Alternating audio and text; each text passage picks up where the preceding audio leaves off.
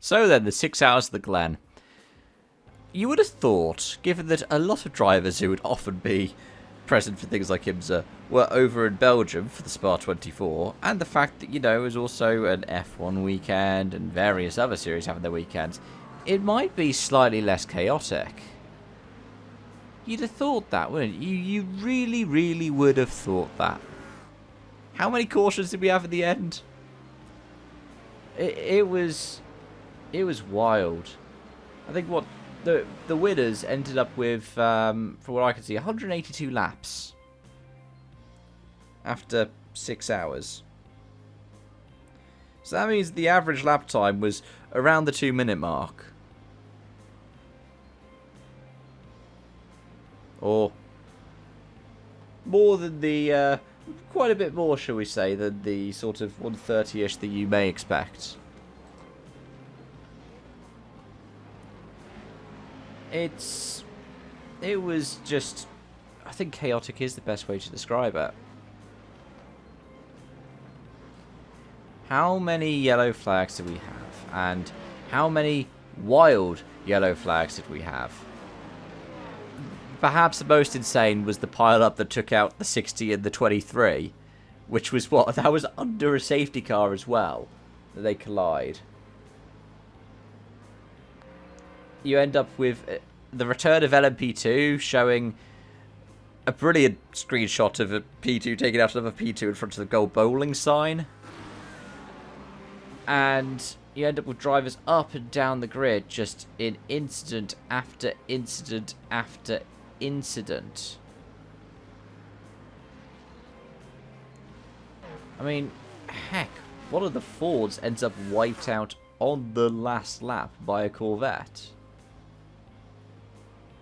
That was just... It was a Corvette, wasn't it?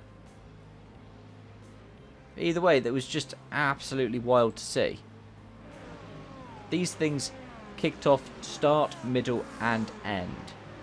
And it makes me slightly nervous that we've got an endurance round coming up at Road America.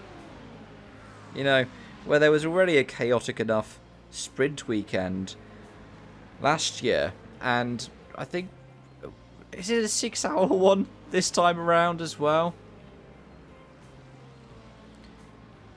I don't know what to think. It feels like it could end up being beautifully chaotic. Though for drivers, I would imagine it would be high stress. People who will be happy though are the winners. 31. Jack Aitken has had such rotten luck with that caddy recently. But 2 wins on the bounce in IMSA makes up for the bad luck that he's had in Spa and Le Mans in WEC. It means that he is very much, even more comfortably now, leading the IMSA standings. His lead over Lauren Heinrich is 203 points. With Yellerly and Van der Zande in third, a further 42 points behind Heinrich.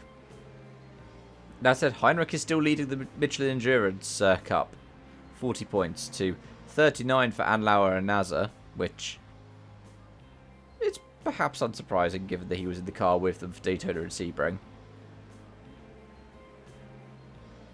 But, yeah, then third place is the likes of Aitken, Bamber and Vesti.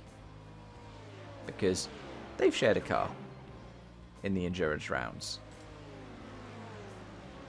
It was nice to see the 93 doing well, with Kakedo Shinoda behind the wheel as well. It's really cool to see somebody who is prominent in the Japanese motorsport scene being able to go abroad and have success as well. It's a bit like when you look at supercar stars in Australia going across, like, you could talk about SDG in NASCAR, or you could talk about when they all jump behind the wheel of GT3 cars for Bathurst. It's nice to see these names break out of their national scene. I think the closest ones I can think of right now for British motorsports is BTCC stars like Jake Hill and Ash Sutton going into GT racing. The LMP2 went the way of Spike. And thanks to the way the laps fell, they were a lap clear of the 04 CrowdStrike and the third place car of Era, the 18. Whilst GTD Pro went the way of Vassar Sullivan. That Lexus, how it's still competitive, 10 years after homologation, is absolutely wild. But in second place was the Paul Miller 1, and then the 64 for Ford was in third in GTD Pro.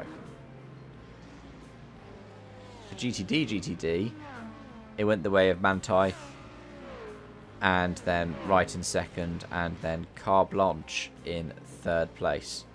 Which, when you look at the names like Valentin Hassan-Clough behind the wheel, it's not too surprising, is it? It's also not surprising when you look at the Manti 912 winning when you've got Hardwick, Perra and Leeds behind the wheel.